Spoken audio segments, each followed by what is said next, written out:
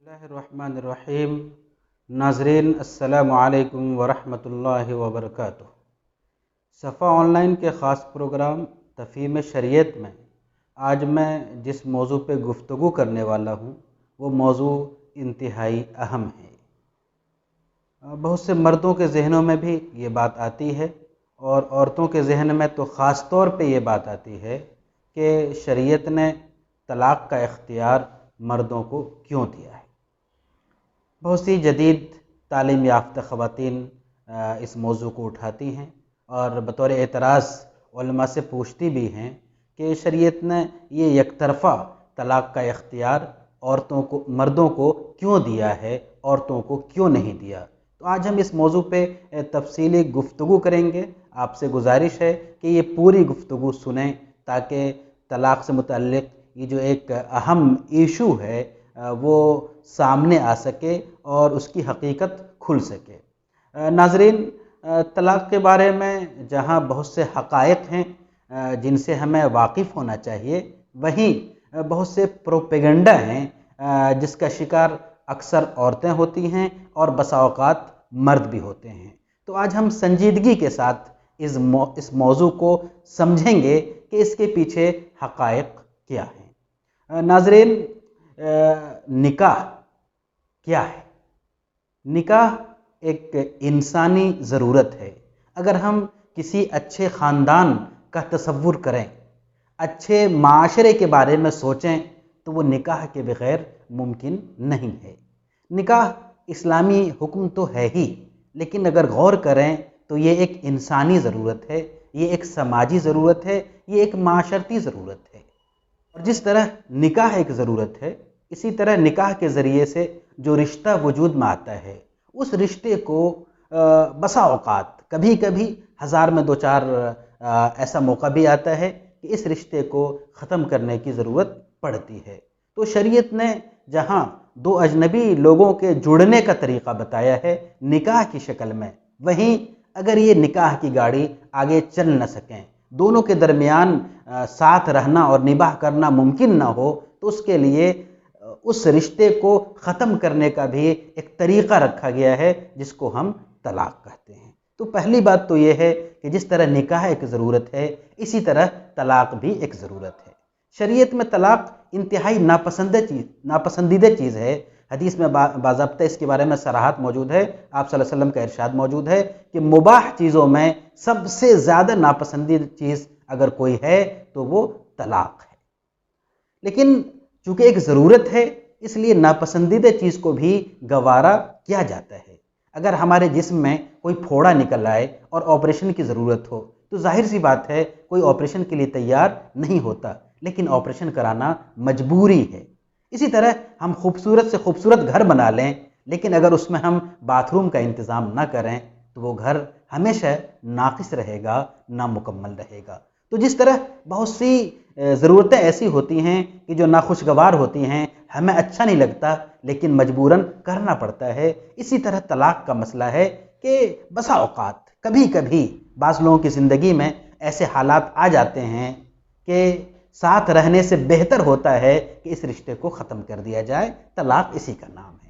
اب ہم آتے ہیں دوسرے موضوع پہ کہ طلاق کا اختیار مردوں کو کیوں دیا گیا ہے۔ تو ناظرین، پہلے تو ہم آپ کو یہ بتانا چاہیں گے کہ یہ آدھی ادھوری بات ہے۔ طلاق کا اختیار صرف مردوں کو نہیں ہے۔ ہاں، مردوں کو ضرور ہے، لیکن اس کے اور بھی طریقے ہیں اور اس کے الگ الگ پروسیس ہیں۔ تو آج ہم اس مسئلے پہ غور کریں گے کہ طلاق کا اختیار مردوں کو کیوں ہے۔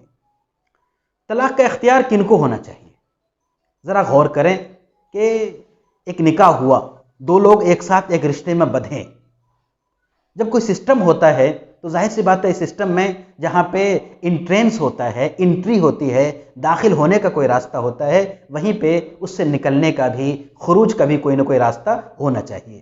تو نکاح کے ذریعے سے ایک رشتہ وجود میں آیا۔ اب سوال یہ ہے کہ اس رشتہ کو ختم کیسے کیا جائے؟ ختم کرنے کے کیا آپشن ہو سکتے ہیں؟ نمبر 1، طلاق کا اختیار نہ شوہر کو دیا جائے، نہ بیوی کو دیا جائے، بلکہ عدالت کو دیا جائے۔ یہ پہلا طریقہ ہو سکتا ہے۔ کئی قوموں میں یہ طریقہ رائج ہے، انہوں نے اس کو اختیار کیا ہے۔ نمبر 2، طلاق کا اختیار صرف مرد کو دیا جائے۔ नंबर 3, तलाक का इख्तियार मर्द को भी दिया जाए, अदालत को भी दिया जाए। इसी तरह नंबर 4, सिर्फ औरत को दिया जाए, और नंबर 5, मर्द और औरत दोनों को दिया जाए। ये कुल 5 ऑप्शन हो सकते हैं। इन पांचों तरीकों में से किसी एक को हमें चुनना है। अब आते हैं कि आज की दुनिया में जो मुहज़्ज़ब कौमें हैं, तालीम याफ्ता कौमें हैं, उसमें क्या हो रहा है। अगर हम कौमों की तारीख को देखें तो कहीं भी किसी भी इलाके में सिर्फ औरत को तलाक का इख्तियार नहीं दिया गया है। पूरी दुनिया और सब लोग इस बात पे मुत्तफिक हैं कि तलाक जैसा फैसला और इसका इख्तियार सिर्फ औरत को नहीं दिया जाना चाहिए। अब आता है दूसरा ऑप्शन नंबर 2, क्या तलाक का इख्तियार सिर्फ अदालत को देना चाहिए या अदालत को नहीं देना चाहिए। मगरिब ने इसी तरीके को इख्तियार किया कि तलाक का इख्तियार औरतों को दिया, तलाक का इख्तियार अदालत को दिया।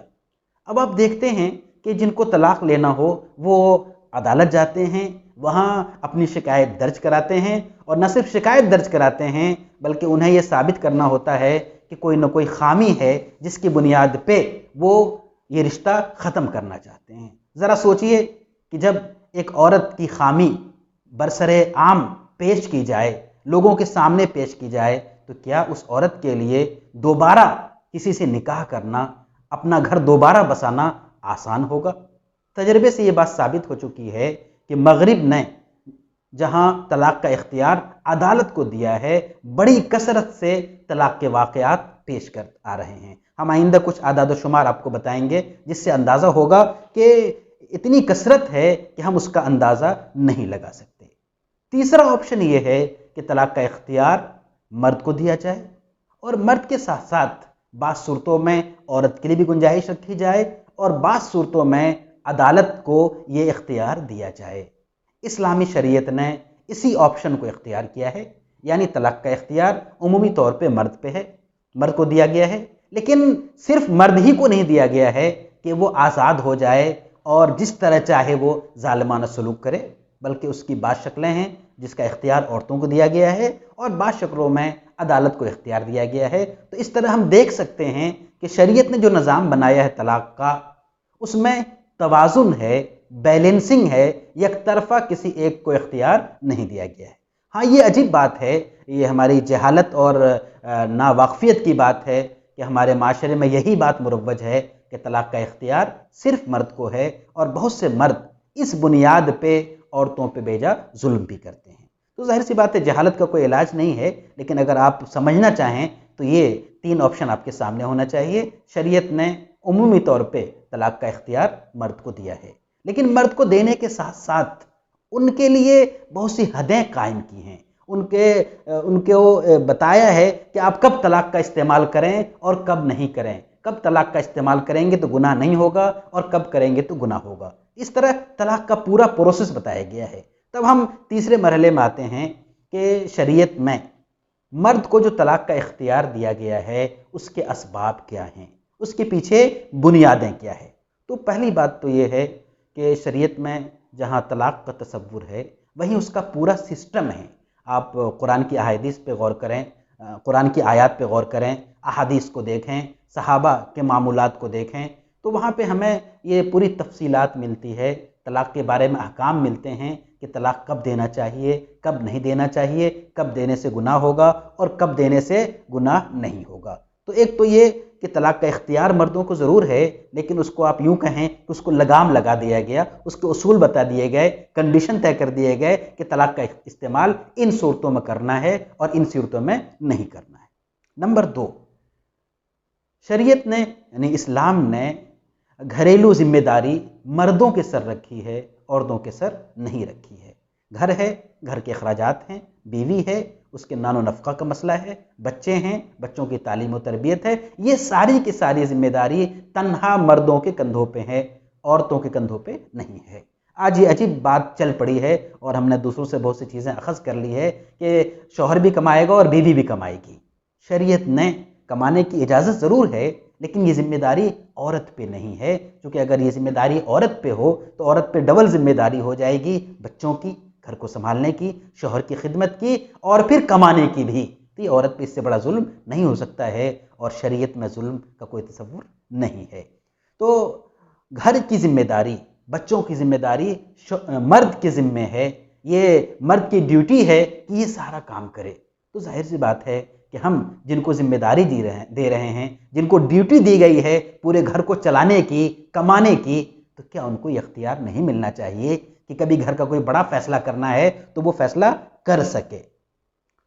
تیسری چیز، اگر طلاق ہوتی ہے تو آپ جانتے ہیں کہ مہر کی ادائیگی، نفقہ، یعنی طلاق کے بعد جو عدت ہوتی ہے، عدت میں عورت کا جو خرچہ ہوتا ہے، کھانا پینا، کپڑا، رہنا، یہ تمام چیزیں مرد پہ لازم آتی ہے۔ اسی طرح اگر بچہ ہے تو طلاق کے نتیجے میں جب علیحدگی ہو جائے گی تو بچے کی کفالت بھی مرد پہ آتی ہے۔ تو یہ طلاق کے بعد کی جو بھی ذمہ داریاں ہیں یہ بھی مرد کے ذمہ ہے، شوہر کے ذمہ ہے، عورت کے ذمہ نہیں ہے۔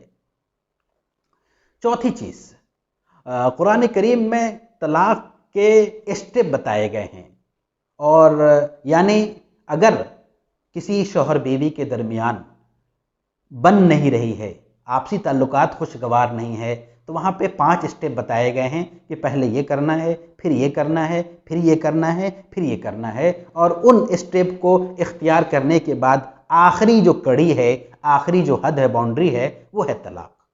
تو اگر ہم اس طرح دیکھیں تو شریعت میں طلاق کے لیے بہت سے کنڈیشن بنائے گئے ہیں، اور پھر مرد کو ان کنڈیشنوں کو پہ عمل کرنے کا مکلف بنایا گیا ہے۔ تو یہ تمام چیزیں اس لیے ہیں تاکہ طلاق کے واقعات کم سے کم ہوں۔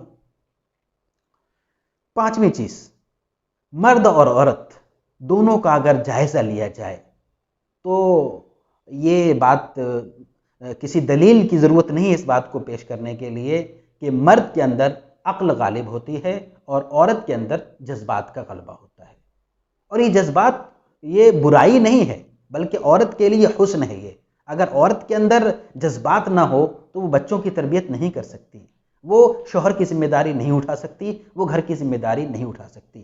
تو طلاق جیسا فیصلہ اگر کبھی کرنے کی ضرورت پڑے تو کیا ایک ایسے فرد کو دینا چاہیے کہ جس کے بارے میں یہ معروف ہے، مسلم ہے کہ اس کے اندر عقل غالب ہے، یا اس کو دینا چاہیے جس کے بارے میں یہ مسلم ہے کہ جذبات غالب ہے؟ ظاہر سی بات ہے کسی بھی آدمی کو اگر یہ فیصلہ کرنے دیا جائے تو وہ یہی کہے گا کہ اس فرد کو دینا چاہیے جس میں عقل ہو، تاکہ وہ سب کچھ سوچ کے سمجھ کے فیصلہ کرے، نہ کہ اس فرد کو دیا جانا چاہیے کہ جس کے اندر جذبات ہو۔ آپ خود سوچئے کہ اگر طلاق کا اختیار عورت کو ہوتا تو پتہ نہیں ایک دن میں عورتیں کتنی بار طلاق دے چکی ہوتی ہیں اپنے شوہروں کو۔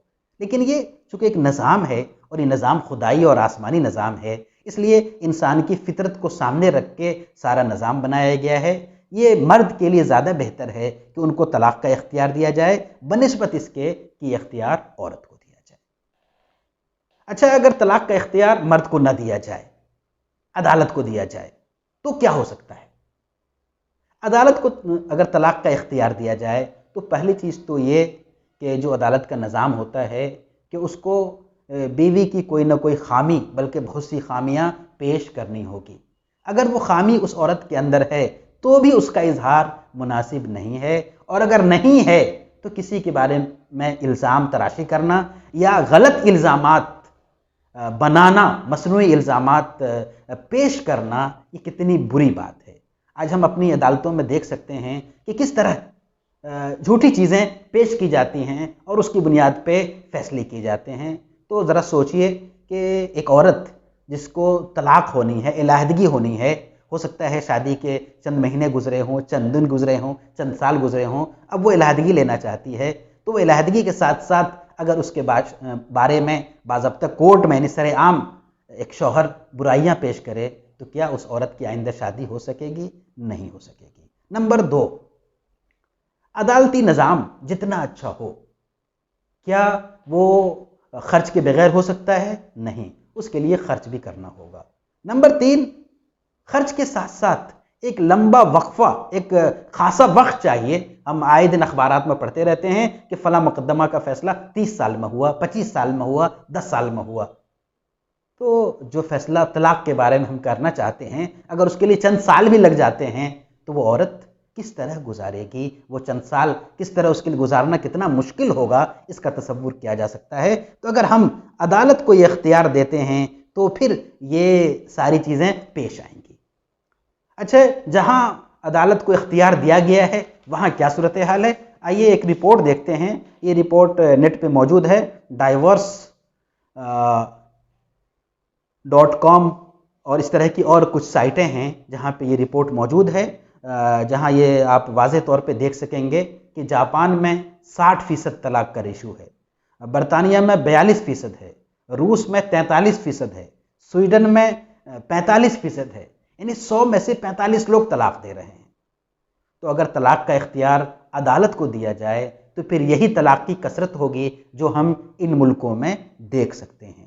لیکن اگر طلاق کا اختیار مرد کو ہوتا ہے، یا طلاق کا اختیار کچھ صورتوں میں عورت کو ہے یا عدالت کو ہے جیسا کہ اسلامی نظام ہے، تو کیا ہوتا ہے؟ ایک رپورٹ جو بہت معروف رپورٹ ہے زویا حسن کی، انہوں نے باضابطہ سروے کیا اور سروے کے بعد انہوں نے رپورٹ پیش کی کہ مسلمانوں میں جو طلاق کا ریشو ہے وہ ہے 0.41، یعنی 100 میں بھی ایک نہیں ہے۔ آپ سوچ سکتے ہیں کہ جو طلاق کے بارے میں پروپیگنڈا ہے وہ اس کی حیثیت کیا ہے کہ 100 میں بھی ایک طلاق نہیں ہو رہی ہے بلکہ 0.41، یعنی آدھے میں بھی، مطلب ایک کا اگر آدھا کریں تو اس سے کم طلاق کا ریشو ہے۔ تو کہاں 45% اور کہاں آدھا %۔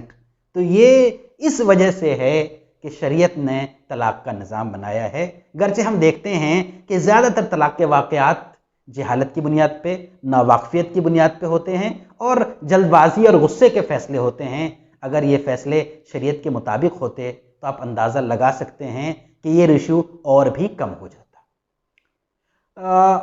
تو یہ تو بات ہوئی کہ طلاق کا اختیار مرد کو کیوں ہے اور عورت کو کیوں نہیں ہے۔ اسی طرح عدالت کو یہ اختیار کیوں نہیں ہے۔ اب آتے ہیں کہ طلاق یعنی جدائیگی، اس کی کئی شکلیں ہیں جو عورت کو بھی دی گئی ہے، اور یہ اس لیے دی گئی ہے کہ ہو سکتا ہے کوئی عورت نباہ نہیں کر پا رہی ہے، اس کی زندگی خوشگوار نہیں چل رہی ہے، لیکن شوہر ظالم ہے یا کسی وجہ سے وہ ضد اور عناد کا شکار ہے اور وہ کہہ رہا ہے کہ میں تمہیں سڑا دوں گا، میں تمہیں طلاق نہیں دوں گا۔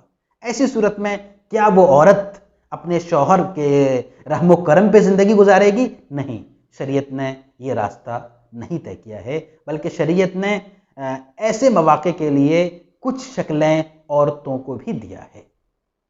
وہ شکل کیا ہے؟ کچھ معروف شکلیں ہیں، آئندہ ہم اس پہ تفصیل سے بات کریں گے۔ فی الحال ہم اس کے لیے آپ کو 2 شکل بتاتے ہیں۔ پہلی شکل ہے خلا۔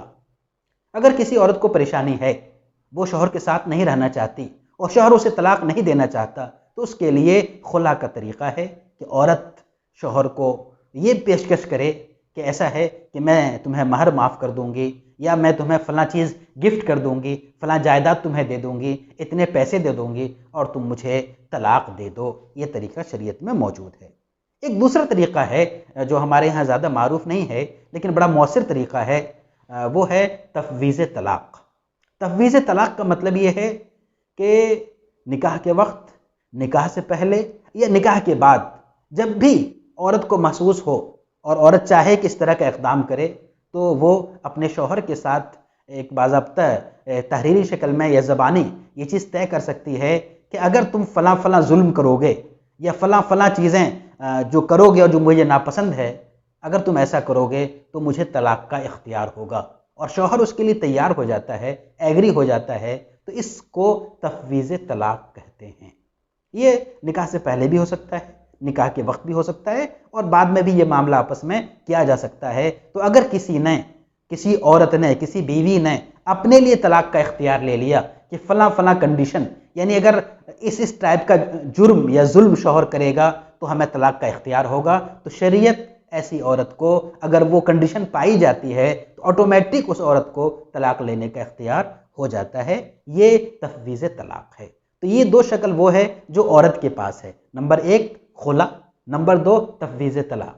نمبر 3 ایک اور چیز ہے جو عورت ہی کے پاس ہے اصلاً، وہ یہ کہ اگر کسی عورت کو محسوس ہو کہ شوہر اس کے ساتھ زیادتی کر رہا ہے اور طلاق بھی نہیں دے رہا ہے اور وہ عورت طلاق لینا چاہتی ہے، ایسی صورت میں شریعت نے ایک تیسرا آپشن رکھا ہے، اور وہ ہے کہ وہ عورت شرعی عدالت میں جائے، قاضی کے پاس جائے، اپنا مقدمہ پیش کرے کہ میرے ساتھ یہ میرا شوہر ظلم کرتا ہے اور اس طرح ظلم کرتا ہے، آپ میرا رشتہ ان سے ختم کروا دیجئے۔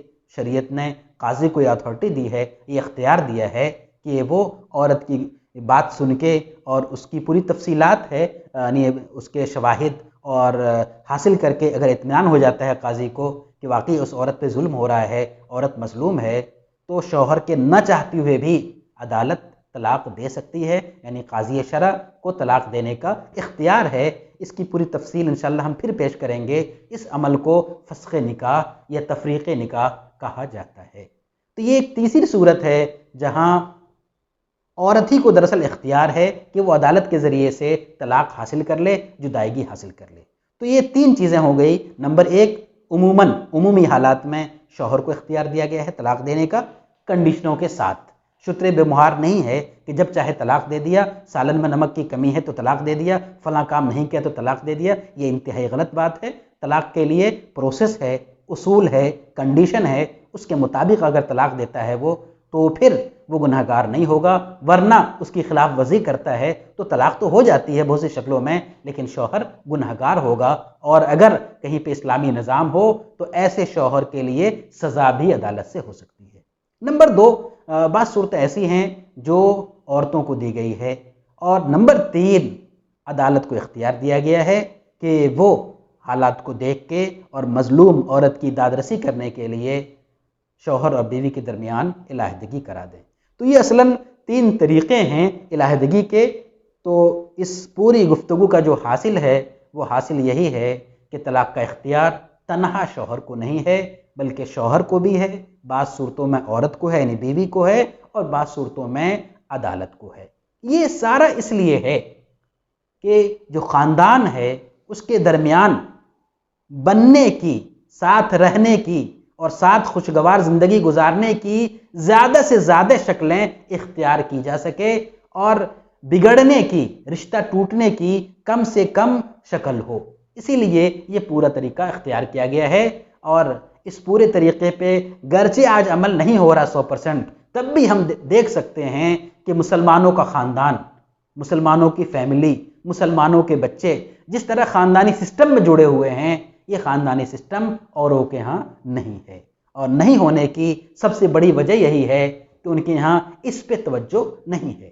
تو جو طلاق کے مسائل ہیں اور جو ہم نے آپ کو تفصیل بتائی کہ اختیار کن کن کو دیا گیا ہے، اس کی وجہ یہی ہے کہ خاندان منتشر نہ ہو، بات بات پہ طلاق نہ ہو، اور خاندان کے درمیان آپس میں ربط و تعلق بھی رہے اور شوہر بیوی کے درمیان ایک خوشگوار زندگی باقی رہے۔ لیکن اسی کے ساتھ ساتھ چونکہ طلاق ضرورت ہے، اس لیے اس کا بھی آپشن رکھا گیا ہے، مردوں کو دیا گیا ہے، اور مردوں کے ساتھ ساتھ کچھ حصہ عورتوں کو بھی دیا گیا ہے کہ اگر کوئی مرد ظلم پہ اتر آئے تو اس عورت کو جھیلنا نہیں ہے، بلکہ اس کے لیے آپشن موجود ہے کہ اس آپشن کا وہ استعمال کرے اور اپنی زندگی وہ دوبارہ شروع کر سکے۔ تو ناظرین، طلاق کے بارے میں چند باتیں تھیں جو مجھے آپ کے سامنے پیش کرنا تھا۔ اگر اس بارے میں کوئی سوال آپ کے ذہن میں ہو تو آپ کومنٹ باکس میں نیچے ہمیں لکھ سکتے ہیں، انشاءاللہ ہم آئندہ جواب دیں گے۔ اسی طرح آج دو ٹاپک اور ہیں، یعنی تفویض نکاح، تفویض طلاق، فسخ اور خلا، ان کو بھی آئندہ ہم انشاءاللہ مستقل موضوع بنا کے پیش کریں گے تاکہ یہ ساری باتیں کلیئر ہو جائیں۔ تو ہمیں امید ہے کہ یہ باتیں اور آپ کے ذہن کی جو گرہیں ہوں گی، جو الجھنیں ہوں گی، وہ بڑی حد تک دور ہو گئی ہوگی۔